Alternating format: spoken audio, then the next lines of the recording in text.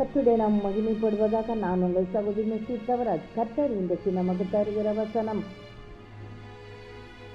யாத்ராகமம் 14:13.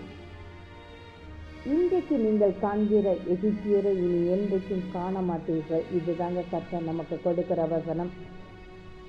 எந்த எகிப்தியரை நினைத்து கவலைப்பட்டு கொண்டு இருக்கிறீங்களோ, கலங்கி கொண்டு இருக்கீங்களோ, ஒருவேளை நோய் என்கிற எகிப்தியராக இருந்தாலும் சரி, பிலிசுன் என்கிற எகிப்தியராக இருந்தாலும் சரி, இனி என்றைக்கும் காண மாட்டீர்கள் என்று சொல்லி கர்த்தர் வாக்கு கொடுக்கிறார்.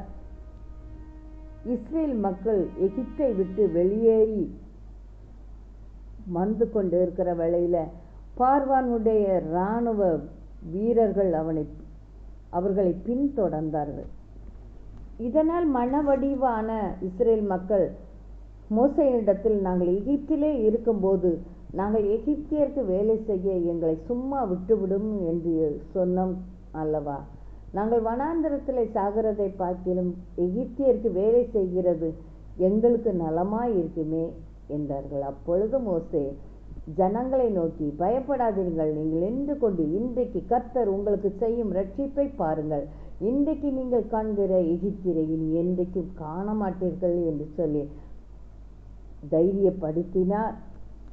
அப்பொழுது கர்த்தர் ராம் முழுதும் பலத்த கீழ்காற்றினால் சமுத்திரம் ஒதுங்கும்படி செய்து அதை வறண்டு போக பண்ணினார்.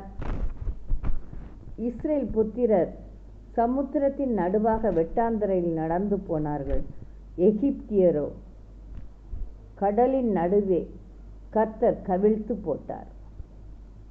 இவ்விதமாய் இஸ்ரேல் மக்களை கர்த்தர் காப்பாற்றினார். இன்றைக்கு நீங்கள் எந்த எகிப்தியரை கண்டு பயந்து கொண்டு இருக்கிறீங்களோ, அந்த எகிப்தியரை இனி ஒருபோதும் காண மாட்டீர்கள் என்று சொல்லி உங்களுக்கு வாக்கு கொடுக்கிறார். எத்தனையோ தடவை இந்த வார்த்தைகளை நீங்கள் கேட்டு இருந்திருக்கலாம். கர்த்தர் உங்களுக்கு ஏதோ ஒரு விதத்தில் இந்த வாக்கு தத்தத்தை தந்திருக்கலாம். இன்றைக்கு அதை உறுதிப்படுத்துகிறார். நீங்கள் கலங்கவோ பயப்படவோ வேண்டாம். கர்த்தர் உங்களோடு கூட இருந்து உங்களுக்காக யுத்தம் செய்ய காத்திருக்கிறார். அவருடைய கரத்தில் உங்களுடைய பிரச்சனைகளை, உங்களுடைய வேதனைகளை நீங்கள் சொல்லுகிற வேளையில் கர்த்தர் உங்களுக்காக யுத்தம் பண்ணுவார்.